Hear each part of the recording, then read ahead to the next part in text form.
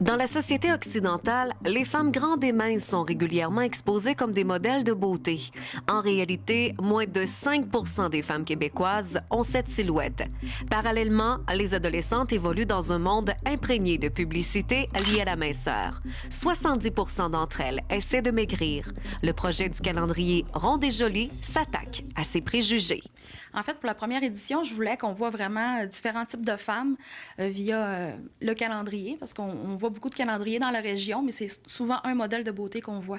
Donc, c'est vraiment, je voulais représenter la diversité corporelle dans ce projet-là. Le calendrier Ronde et Jolie sera réalisé en Équateur. Un projet ambitieux pour toutes ces femmes et développé par le Centre de solidarité. On s'est assis ensemble avec elles, puis on a vraiment développé un séjour sur mesure en fonction de leurs besoins, de ce qu'ils voulaient faire comme type de projet, mais aussi en fonction de notre expertise, de notre vision des réalités en Équateur, puis des réalités d'un séjour d'une courte durée comme le leur. Ce qu'on avait discuté avec les femmes de Ronde et Jolie, c'est que nous, on irait là-bas, puis on parlerait à nos partenaires, on présenterait c'est quoi le projet Ronde et Jolie, c'est quoi le calendrier, tout ça, puis on verrait avec eux, ce serait quoi la réaction, puis qu'est-ce qu'il y aurait envie qu'on fasse avec ça. Donc, en allant en Équateur, c'était bien intéressant. On a rencontré 2 organisations. Donc, premièrement, la COSEMAF, qui va les recevoir dans la communauté de Guano, où est-ce qu'ils vont vivre en famille d'accueil. Ils étaient très intéressés de connaître, en fait, c'est quoi le projet du calendrier, parce qu'ils disaient que c'était un nouveau thème en Équateur. C'était pas beaucoup abordé, la diversité corporelle.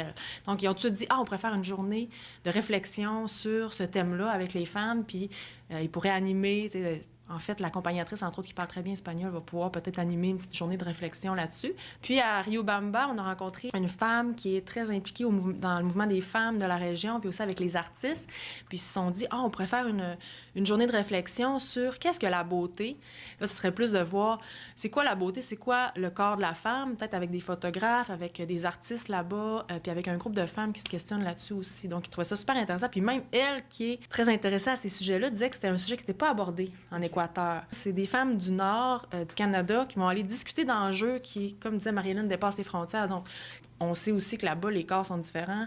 Même en Équateur, ils vont trouver ça super intéressant, les filles, c'est sûr, de voir selon les régions, selon les cultures, il y a des peuples autochtones, tout ça. Donc, tous les corps sont différents, puis c'est ça qui va être intéressant, je pense, pour elle, là, vraiment. Il y a des activités chaque jour, avec, oui, bien sûr, des visites aussi à travers ça, des rencontres. Il y aura aussi l'activité centrale du séjour, bien, ça sera aussi la production du calendrier. Un beau séjour bien monté, vraiment pour leurs besoins. Stéphanie, qu'est-ce qui t'a motivée à embarquer dans ce projet-là cette année? Bien, premièrement, moi, j'avais vécu une expérience l'année dernière avec le calendrier Ronde et Jolie, en ayant participé, pas au calendrier, mais au lancement.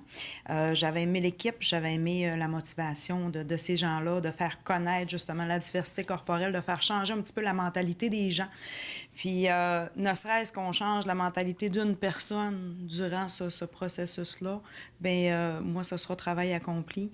Puis, de travailler sur nous-mêmes, c'est toujours, garde, bienvenue, je pense qu'on a toujours besoin. C'était entre autres de sortir du quotidien, tu sais, de prendre nos problèmes, nos idées, puis d'aller de l'avant, puis d'aller ailleurs avec ça.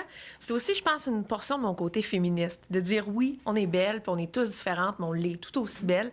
Puis je pense qu'en plus d'amener ça à l'extérieur de la ville, de la province, c'est vraiment une belle façon d'amener ça de l'avant.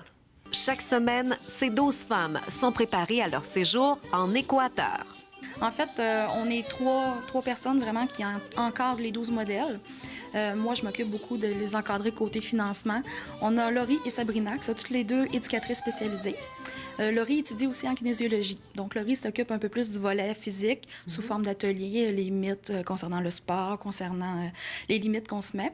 Puis, Sabrina s'occupe du côté émotionnel et psychologique. Donc, on fait des ateliers sur le lâcher-prise, les perceptions de soi, perception des autres. Le recrutement des modèles s'est fait selon quelques critères. Cette année, c'est sûr qu'on leur demandait beaucoup quels étaient leurs objectifs pour ce projet-là, parce que oui, il y a un suivi psychologique, mais là, on va vraiment à l'extérieur du Canada. Donc, on a été avec les motivations beaucoup, avec vraiment l'essence du projet qui est de travailler l'estime de soi aussi. Le projet du calendrier Ronde et Jolie se déroulera en juin en Équateur.